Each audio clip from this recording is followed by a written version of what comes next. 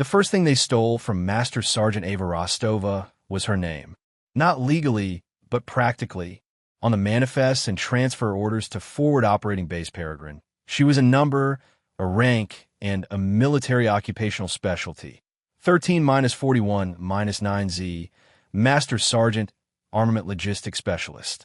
A glorified clerk, in the estimation of the grunts who watched her step off the Osprey into the propeller-whipped furnace of the valley. They saw the crisp, unfaded lines of her uniform, the absence of unit patches from a recognizable combat arms battalion, and filed her away under a familiar category, rear echelon. A paper pusher sent to the front to tick a box on a deployment roster. The second thing they tried to steal was her dignity. It began in the subtle language of exclusion. Conversations that hushed when she approached the chow hall table. The way eyes slid past her as if she were a piece of furniture during morning formation. She was an anomaly, a senior non-commissioned officer without a platoon, without a history they could trace through the usual channels of shared hardship and common enemies. Her presence was a question nobody bothered to ask aloud. The third thing they stole was her rifle. That she would not abide. FOB Peregrine was a monument to attrition, a scab of HESCO barriers and sun-bleached shipping containers on a landscape of hostile rock. Dust was the fifth element here, a fine, gritty powder that worked its way into everything. Weapon oil, sealed food packets, the back of your throat. Rostova's first 24 hours were a silent ritual of adaptation. While others sought shade and complained about the sea, 1:30 that had woken them at 0400, she walked the perimeter. Her gait was economical, her head on a quiet swivel. She wasn't sightseeing. She was mapping fields of fire, noting the sag in one section of concertina wire, the blind spot near the western watchtower, the subtle depression in the earth 100 meters out that could hide a mortar team. Her assigned bunk was in a transient container, a metal box shared with a rotating cast of mechanics and communication specialists. She claimed the bottom rack, stowed her single duffel with austere precision, and went to the armory. The rifle she was issued was an M4A1 that had seen better days. The finish was worn to a dull gray on the pistol grip and receiver. The forward assist had a sticky reluctance, and the stock rattled with a loose, tinny sound. The armorer, a corporal barely old enough to shave, slid it across the counter with a grunt. "Treat her nice. She's seen more action than most of the brass." Rostova didn't reply. She took the weapon, her hands moving over it with an intimacy that was unsettling to watch. Back in her bunk, she laid out her cleaning mat. The other soldiers in the container were playing cards, the slap of pasteboard a counterpoint to the distant drone of a generator. They paid her no mind. She field-stripped the rifle in a fluid sequence of movements so fast it was almost a blur. It was an act of muscle memory honed over countless hours of physical language. Click, snap, slide. The bolt carrier group, the charging handle, the buffer and spring, all laid out in perfect order.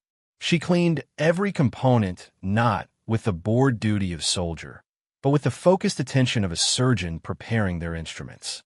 One of the card players, a young specialist, glanced over, his eyes widening for a fraction of a second at the sheer speed and efficiency before he quickly looked back at his hand, pretending he hadn't seen a thing. She wasn't just cleaning a tool. She was learning its soul, its flaws, its potential. This subtle, unremarked upon expertise was the first clue, a whisper of the storm to come. Colonel Marcus Thorne prided himself on running a tight ship. FOB Peregrine was his command, and he viewed it as a chessboard. Every soldier was a piece with a defined role. Infantry were his pawns and knights, artillery his rooks, intelligence his bishops. He liked his pieces predictable. Master Sergeant Ava Rostova was not predictable. She was a queen that had appeared on the board in the wrong square, and it annoyed him. He reviewed her file for the third time in his air-conditioned command module, the only reliably cool place on the entire base. The document was an exercise in frustration. It was thin, anemic, and insultingly redacted. Large black bars obscured entire paragraphs, leaving behind a skeletal record of promotions and mandatory training courses. Her specialty, armament logistics was so broad as to be meaningless. "Get her in here," he ordered his aide. Rostova entered the office a few minutes later. She moved with a stillness that was unnerving. "No shuffling, no nervistics." She stood before his desk at a perfect position of parade rest, her gaze fixed on the wall just over his left shoulder. "Master Sergeant," Thorne began, steepling his fingers.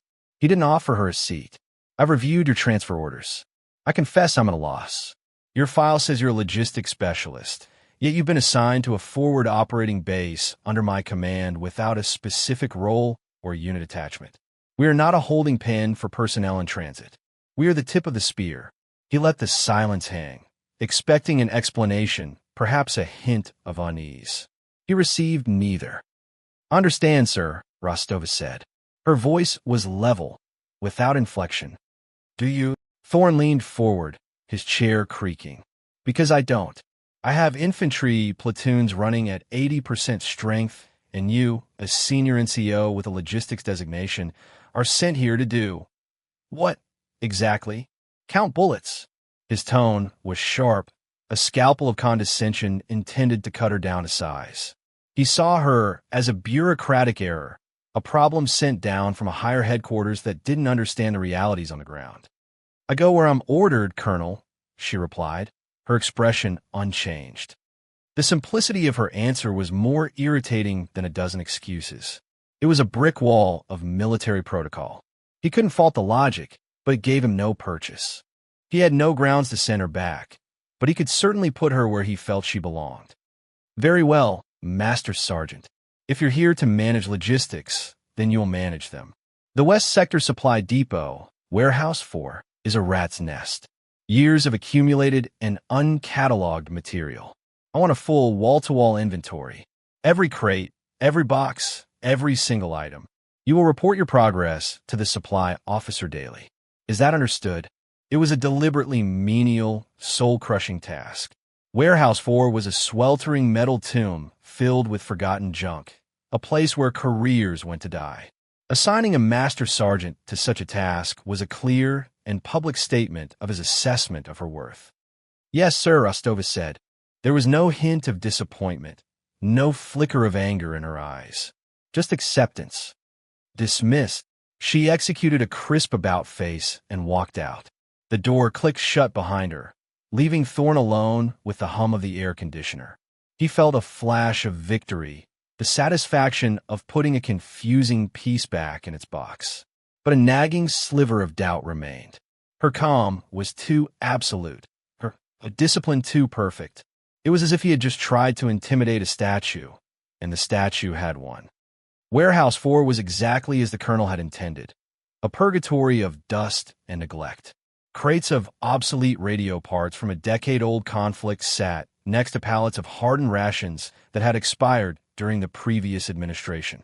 The air was thick with the smell of old canvas, machine oil, and baked metal. For 2 weeks, this became Rostova's world. She worked with a methodical, uncomplaining diligence that baffled the junior soldiers assigned to help her. They would arrive in the morning, groaning at the heat, and find her already there, a clipboard in hand, systematically working her way through a new section. She spoke little, issuing clear, concise instructions. "Diaz, inventory the contents of those 3 crates. Log every serial number. Miller, break down these empty pallets. Stack them by the north door." Her efficiency was relentless. While they took frequent water breaks and sought refuge in the slivers of shade, she seemed immune to the oppressive heat. But her mind was never truly on the inventory. The task was a simple algorithm, a matter of process and repetition that required only a fraction of her cognitive load. The rest of her was observing.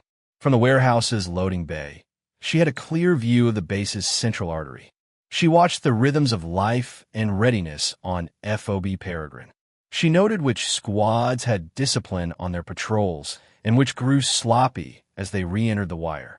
She tracked the response times of the quick reaction force during drills, timing them with the stopwatch on her wrist. Her evenings were spent at the firing range. She went late, when the sun was low and the heat had begun to bleed from the earth. Most of the infantrymen having spent their allotted training time, were gone. She would sign out her battered M4 and a single box of ammunition. She didn't practice mag dumps or rapid-fire drills. Her practice was a slow, deliberate meditation. She would fire a single shot, then stand, walk the 100 meters to the target, inspect the hole, and walk back. She adjusted her posture, her breathing, the pressure of her cheek against the stock. She was calibrating herself to the weapon, learning its imperfections and compensating for them. The few range officers who saw her assumed she was a novice, painstakingly trying to learn the basics. They never bothered to look closely at her targets. If they had, they would have seen that after the first few rounds, every subsequent shot was placed within a circle the size of a thumbnail. Her explorations extended to the base's forgotten corners. She spent an hour one afternoon walking through the motor pool's boneyard, a sprawling graveyard of mechanical casualties. Here lay the metal carcasses of Humvees and Raps, picked clean for usable parts. Rusting engine blocks, twisted drive shafts, and shattered armor plates lay in heaps. To others, it was a junkyard. To Rostova, it was a repository of raw materials. Her eyes scanned the debris with a different kind of inventory in mind, cataloging the tensile strength of a bent leaf spring, the diameter of a discarded heavy machine gun barrel, the solid block of steel from a damaged axle hub. Her mind was a forge, already seeing not what these things were, but what they could become. The announcement came during evening chow. Colonel Thorne, standing on a chair in the middle of the mess tent to be seen by all, declared the first annual FOB Peregrine Top Shot competition. It was a classic morale booster, a way to foster friendly rivalry and take everyone's mind off the grinding monotony of deployment. The prize was a week's pass to the main air base in the region, a slice of civilization with hot showers, a PX, and a real steakhouse, and a year's worth of bragging rights. A cheer went up through the tent. The base's elite shooters, scouts, snipers, and seasoned infantrymen immediately began the ritual of good-natured trash talk. Their M4s were not like the standard issue rifles. They were carefully customized weapons, adorned with expensive optics, match-grade triggers, and ergonomic grips. They were instruments of pride as much as tools of war. The next morning, a sign-up sheet was posted outside the command module. The usual names quickly filled the list, a roll call of the base's alpha males. And then a new name appeared, written in neat, block letters. MSG Rostova A. It was met with ridicule. The supply clerk? One sergeant laughed. What's she going to shoot? A staple gun. The laughter spread. The idea of the quiet, aloof master sergeant from Warehouse 4 competing against hardened combat veterans was absurd. To them, she was an administrator, a non-entity. Her entry was an act of delusion. Rostova ignored the snickers and the sideways glances. She continued her work, her range practice, her quiet observations. She knew what they thought of her, and it was irrelevant. The rifle was the great equalizer. It didn't care about reputation or gender. It only cared about stability, breath control, and trigger squeeze. The night before the preliminary qualification rounds, the atmosphere on the base was thick with anticipation. Soldiers were in their barracks, meticulously cleaning their weapons, talking strategy. Rostova performed her own pre-competition ritual. She field-stripped her M4 one last time, lubricating it with a light, precise touch. She assembled it, checked the action, it was as smooth as she could make it, and placed it in the rifle rack at the end of the barracks container, securing it with her combination lock. She awoke an hour before dawn, the habit of a lifetime. The container was silent except for the soft snores of sleeping soldiers. She dressed quietly in the dark, her movements economical and silent. She walked to the rifle rack. Her slot was empty.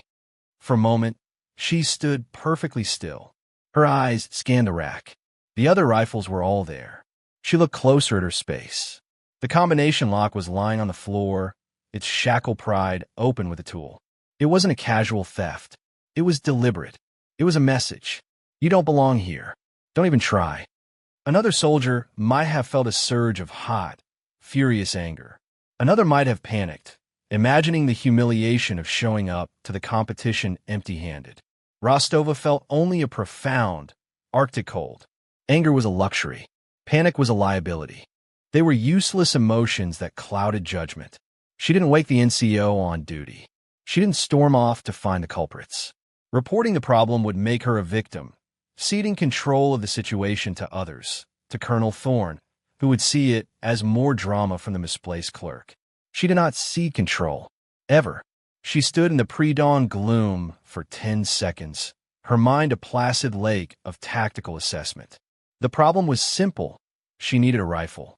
The solution was unconventional.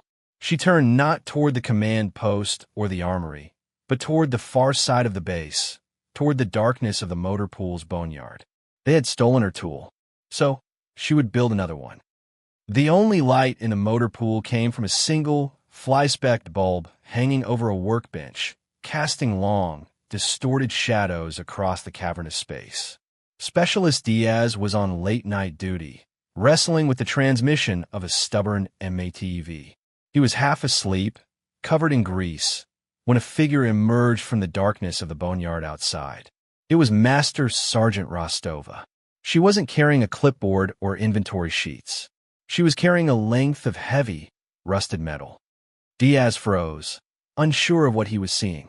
She walked past him without a word, her boots making soft sounds on the oil-stained concrete, and went straight to the scrap heap in the corner of the bay, a pile of rejected parts deemed too broken to be of use. She dropped the piece she was carrying. Diaz now saw it was the bent barrel of a totaled M240 machine gun, and began to sift through the pile with focused intent. He watched, mesmerized as she worked. This wasn't a person looking for a spare part. This was a sculptor searching for the right block of stone. Her hands, which he'd only ever seen holding a pen or a cleaning rod, moved with a new and startling purpose. She selected a trigger housing from shattered M16A2, a block of steel that might have once been part of vehicle suspension, and a long, flat piece of metal that looked like a leaf spring. She carried the collection of junk to the heavy-duty workbench, setting the pieces down under the naked bulb. For the next 4 hours, Specialist Diaz was the sole witness to an act of master craftsmanship that bordered on alchemy. He forgot about the transmission. He just watched. Rostova pulled a small, worn toolkit from one of her cargo pockets. She began with the barrel. Using a hacksaw from the tool bench, she cut a precise length from the massive M240 barrel. The sound of metal cutting metal was loud in the sleeping base. She then took it to the ancient, grease-caked lathe in the corner, a machine Diaz and the other mechanics used for crude fabrication jobs. Under her hands, it became a precision instrument. Sparks flew as she turned the barrel down, shaping it, milling a chamber for a 556 millimeters round with tolerances so fine Diaz couldn't imagine how she was measuring them. She moved from the lathe to the vise, where she began to work on the trigger group she'd salvaged. She used a set of fine metal files, her strokes long, even, and unervingly steady. She was not just cleaning it. She was tuning it, polishing the sear engagement, changing the geometry, transforming a gritty, standard-issue trigger into something smooth and crisp. The receiver was the most incredible part. She took the solid block of steel and began to shape it.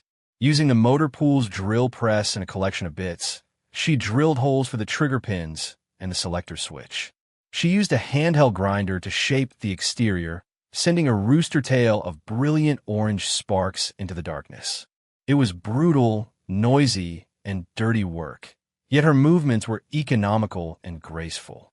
She was not fighting the metal. She was coaxing it into a new shape. Diaz finally broke his silence. He walked over, holding out a canteen. Master Sergeant. Rostova didn't look up from her work, her concentration absolute. But she paused, took the canteen with a grease-stained hand, drank deeply, and handed it back with a single, sharp nod of thanks. It was the most communication they had ever shared. As the first hints of dawn began to soften the eastern sky, the final pieces came together. The stock was fashioned from the leaf spring, bent and welded into a minimalist frame. The pistol grip was wrapped tightly with paracord. There was no forward assist, no dust cover, no fancy rail system. It was a skeleton of a rifle, a brutalist creation of welded seams, file marks, and raw, unfinished steel. It was ugly, heavy, and utterly without artifice. And yet, there was a terrifying elegance to it. It was a weapon stripped down to its purest essence, a tool for launching a projectile with absolute precision. She cycled the action. It was stiff, but it worked. Clack, clack. The sound was solid, final. Diaz stared, his mouth slightly agape. In a single night, from a pile of literal garbage, she had built a fully functional, custom-fitted precision rifle. Word traveled through the FOB with the speed of a brush fire. It started with Specialist Diaz, who, wide-eyed and buzzing with a lack of sleep, told the other mechanics over breakfast, "You guys are not going to believe this. Master Sergeant Rostova, she built a rifle. Last night, out of scrap." The story was, at first, too fantastic to be believed. It sounded like a late-night fable, the kind of tall-tale soldiers spin out of boredom. But then the morning crews started wandering over to the motor pool. There, on the workbench, sat the proof. It was an object of stark, intimidating purpose. They called it the scrap rifle, the junkyard special. The Frankengun soldiers who moments before had been mocking the clerk for signing up now stood in a silent circle around the workbench, looking at her creation. The infantrymen, the ones who had spent thousands of dollars on high-end accessories for their own weapons, were especially quiet. They recognized the genius in its ugliness. They saw the perfect hand-filed trigger sear, the impossibly true lines of the barrel, the solid, no-rattle fit of the components. This wasn't just a gun. It was a statement. Among the crowd were two sergeants from 3rd Platoon. They didn't get too close. They stood at the back, their faces pale, a knot of dread tightening in their stomachs. Their simple plan to humiliate the new master sergeant had backfired in a way they could never have anticipated. They had intended to remove her from the game. Instead, they had forced her to change it entirely. Their derisive smirks from the day before had curdled into a cold, quiet fear. They had poked a hornet's nest, only to discover it was home to a dragon. The perception of Rostova on the base shifted in the space of a few hours. The whispers that followed her were no longer tinged with mockery, but with a mixture of awe and confusion. Who was this woman? A logistics specialist who could machine a rifle barrel from scrap on a rusty lathe overnight? The carefully constructed boxes they had put her in had been shattered. She was no longer a clerk, no longer a REMF. She was an enigma, and her mystique grew with every soldier who came to stare at the rifle she had forged from their contempt. When Rostova walked from the motor pool toward the firing range, carrying her monstrous creation, the path cleared before her. No one made eye contact. They just watched her go. The atmosphere at the qualification range was thick with testosterone and gun oil. 30 of the base's best shooters stood in formation, holding their polished, customized M4S. Colonel Thorne was present, standing with the range safety officers, ready to observe his men. He believed competitions like this forged the warrior spirit. Then, Rostova arrived. A ripple of silence went through the assembled soldiers as she took her place at the end of the line. She wasn't carrying a standard M4. She was holding the scrap rifle. It looked profane next to the sleek, accessorized weapons of the other competitors. Colonel Thorne's eyes narrowed. He strode down the line until he stood in front of her. His face was a mask of incredulous disdain. "Master Sergeant," he said, his voice low and dangerous. "What in God's name is that?" "My entry, sir," Rostova replied calmly, her eyes fixed forward. "That is not a service weapon. That is a safety hazard," Thorne snapped. "It is chambered for 556 millimeters NATO and will pass a headspace check, Colonel. It is safe."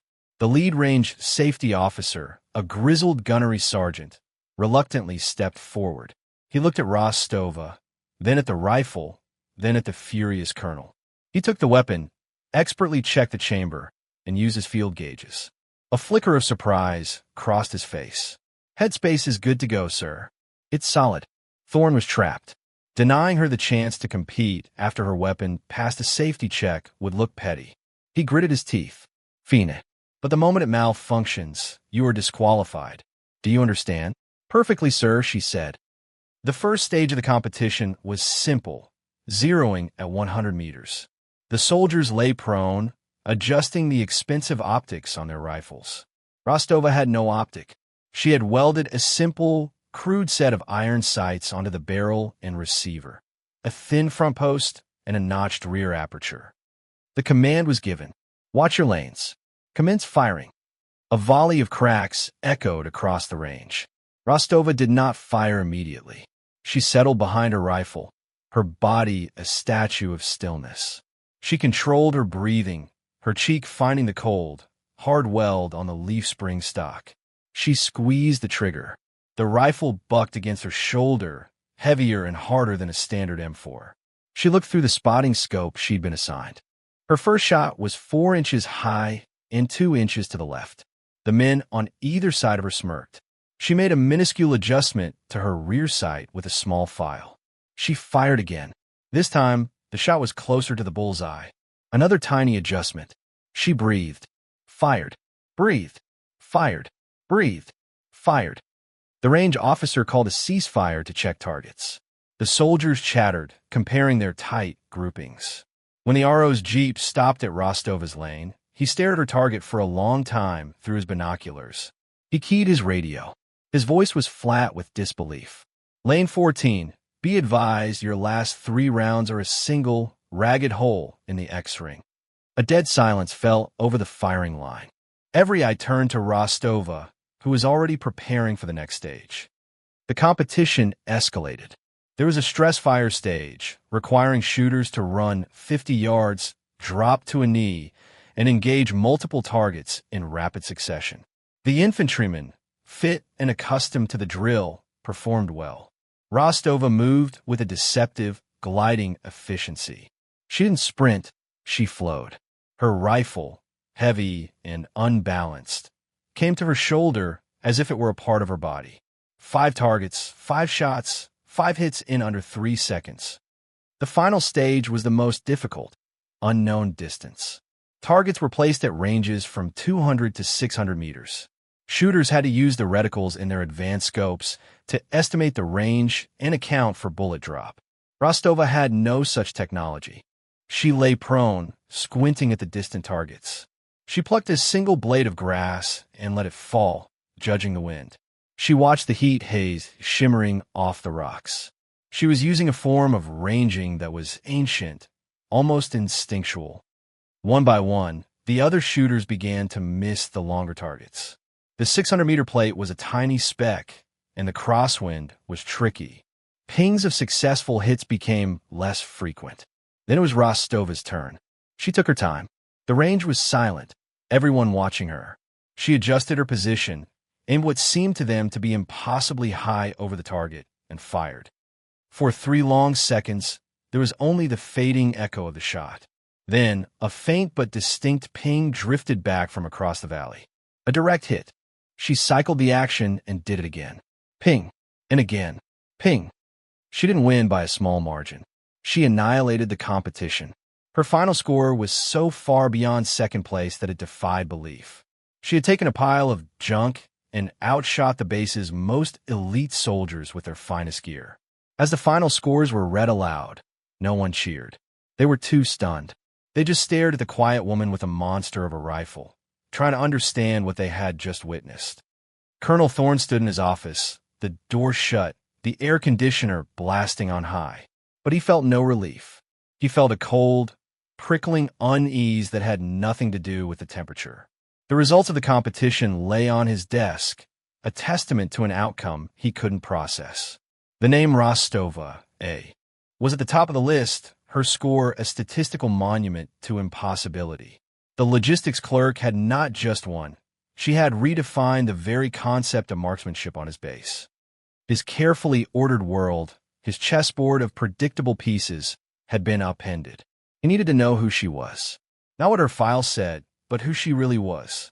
He went to his secure terminal, his fingers flying across the keyboard. He typed a high-priority, command-level request to the Pentagon's Record Division. Subject: full unredacted service record of Master Sergeant Ava Rostova. He cited base security and operational readiness concerns as the justification. He needed answers, and he was leveraging his rank to get them. For 2 hours, he paced his office. Finally, a notification chimed on his terminal. An encrypted file had arrived. It required his highest-level clearance codes to open. He entered them, and the file decrypted on his screen. The black bars were gone. He began to read, and the blood slowly drained from his face.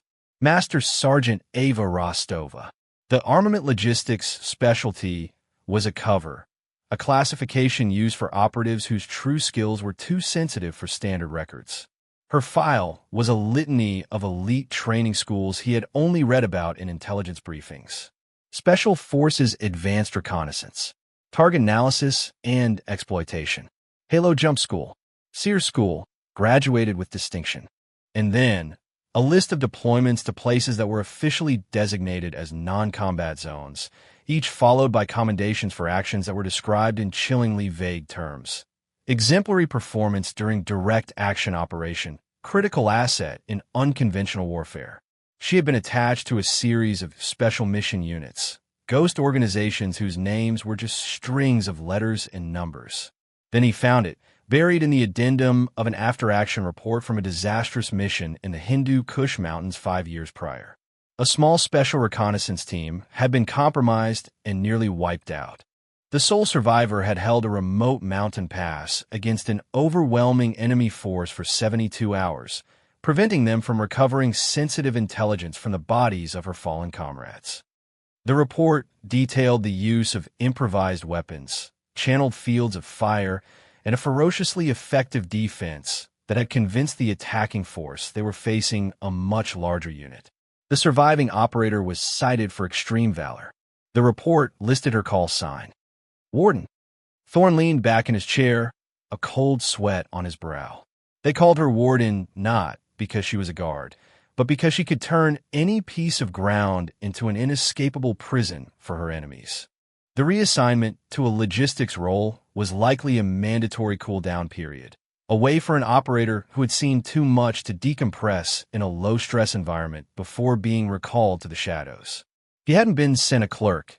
He'd been sent a living legend, and he had tasked her with counting spare parts in a warehouse. At that same moment, out in the motor pool, an old chief warrant officer, a man who had been fixing engines in war zones for 30 years, was watching Rostova clean her scrap rifle. He'd seen her performance at the range, and a half-forgotten memory had been nagging him. He squinted, the pieces clicking into place. He walked over to Specialist Diaz. "You know who that is?" the old chief said, his voice low. Diaz shook his head. "Just Master Sergeant Rostova. Kid, I was attached to a SOCOM logistics hub in Bagram years back. We get whispers, ghost stories about some of the operators who passed through. There was one they talked about, a woman who could build a machine gun out of a broken-down Toyota. They said she single-handedly held off an entire company of insurgents in the Karengal Valley. Thought it was just a myth. They had a name for her." He paused, looking at Rostova with a new kind of reverence. "They called her the Warden." The awards ceremony was an informal affair. The competitors and a few dozen onlookers gathered near the flagpole as the sun dipped below the jagged peaks, painting the sky in shades of orange and bruised purple. The air was cooling, and the mood was subdued, lacking the usual boisterous energy of such events. Colonel Thorne stood before them, a simple wooden plaque in his hands. He announced the third-place winner, a young sniper who accepted his congratulations with a humbled nod. Second place went to a platoon sergeant from Alpha Company, a man widely considered the best shot on the base. He managed a weak smile. Both men received polite, scattered applause. Then Thorne cleared his throat.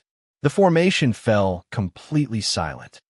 "First place," he announced, his voice carrying a new weight of gravity and formality, with a score that has set a new standard for marksmanship on this FOB. "Master Sergeant Rostova." The silence that followed was not the silence of mockery or disbelief. It was the silence of pure, unadulterated awe. Rostova stepped forward from the line. She moved with the same quiet dignity she always had, her face betraying no emotion. She halted before the colonel and rendered a sharp salute. Thorne looked at her, and for the first time, he wasn't looking at a subordinate or a problem. He was looking at a warrior. He saw the years of discipline etched into her posture, the deep, ancient knowledge in her calm eyes. He saw the warden. He didn't just hand her the plaque. He returned her salute, holding it for a long, deliberate moment. Then he extended his hand. That was the finest display of marksmanship and fieldcraft I have ever had the honor of witnessing, Master Sergeant, he said, his voice clear and resonant. The words were not just praise. They were an apology. As Rostova took the plaque, Thorne stepped back and brought his hand up in a second salute. This one was different.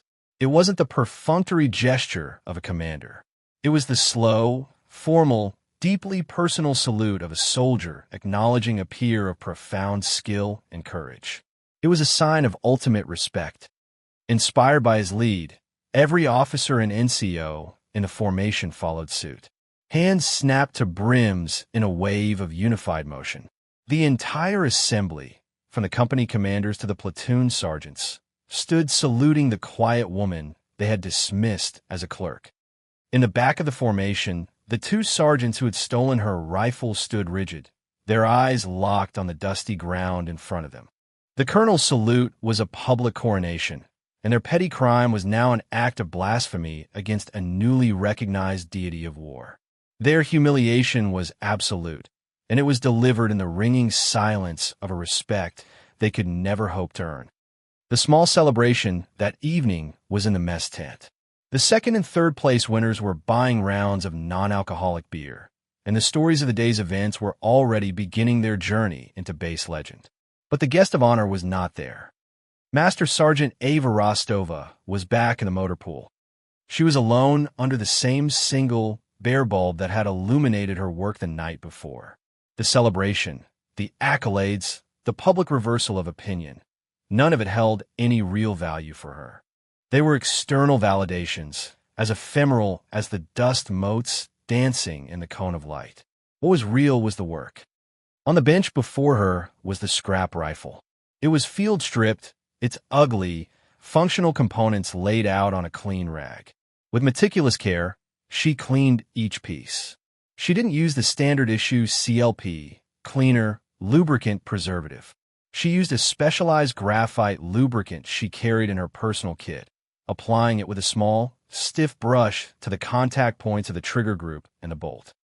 Her original M4, which had been anonymously and sheepishly returned to its spot in the rifle rack that afternoon, sat untouched in her locker. It was a fine tool, mass-produced and reliable. But this one, this brood of welded steel and salvage parts, was hers. It was an extension of her will, a physical manifestation of her ethos. Create order from chaos, precision from junk, victory from sabotage. She ran an oiled cloth over the rough, welded seam of the receiver, her scarred but steady hands treating the ugly weapon with a reverence she would never show a factory-made rifle.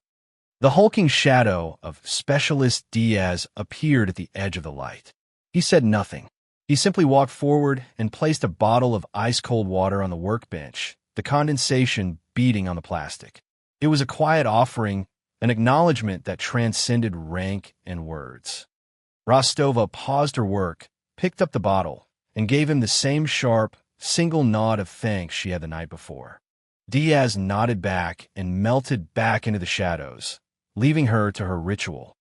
The final image of her on FOB Peregrine, the one that would anchor the legend of the warden, was this: a lone woman in a pool of light, her hands moving with quiet, surgical precision, caring for the weapon she had forged from nothing.